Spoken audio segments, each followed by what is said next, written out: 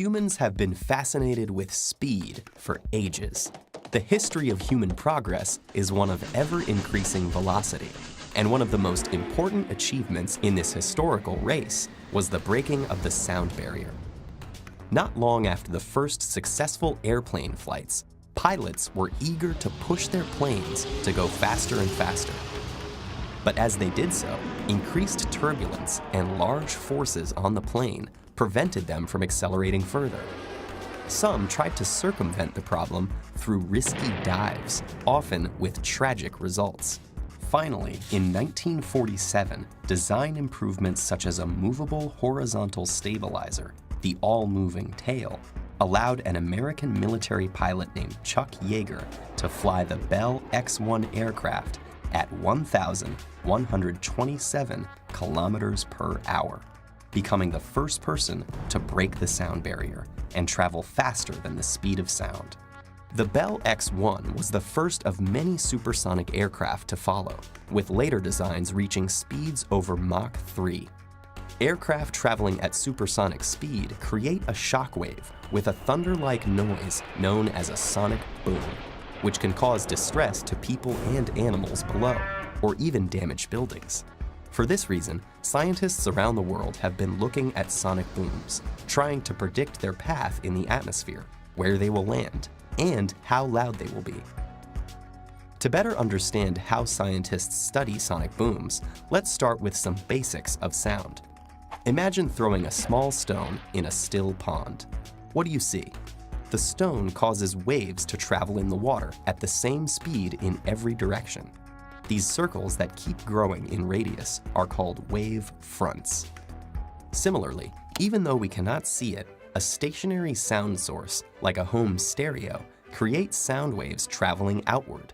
The speed of the waves depends on factors like the altitude and temperature of the air they move through.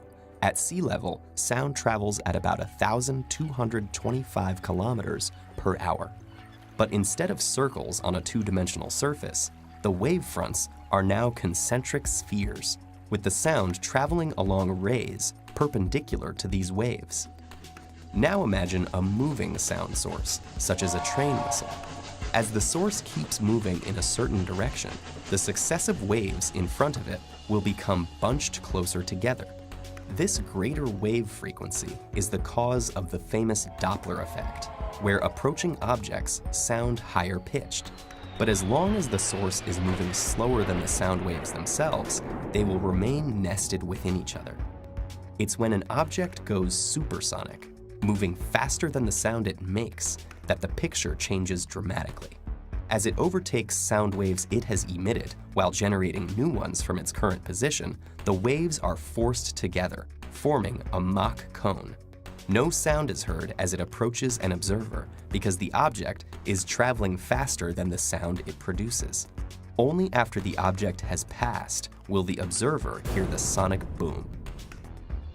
Where the Mach cone meets the ground, it forms a hyperbola, leaving a trail known as the boom carpet as it travels forward.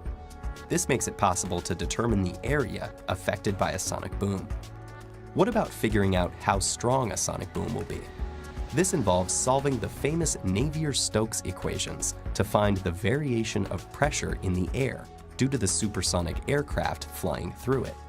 This results in the pressure signature known as the N wave. What does this shape mean? Well, the sonic boom occurs when there is a sudden change in pressure, and the N wave involves two booms, one for the initial pressure rise at the aircraft's nose, and another for when the tail passes and the pressure suddenly returns to normal. This causes a double boom, but it is usually heard as a single boom by human ears. In practice, computer models using these principles can often predict the location and intensity of sonic booms for given atmospheric conditions and flight trajectories, and there is ongoing research to mitigate their effects. In the meantime, supersonic flight over land remains prohibited.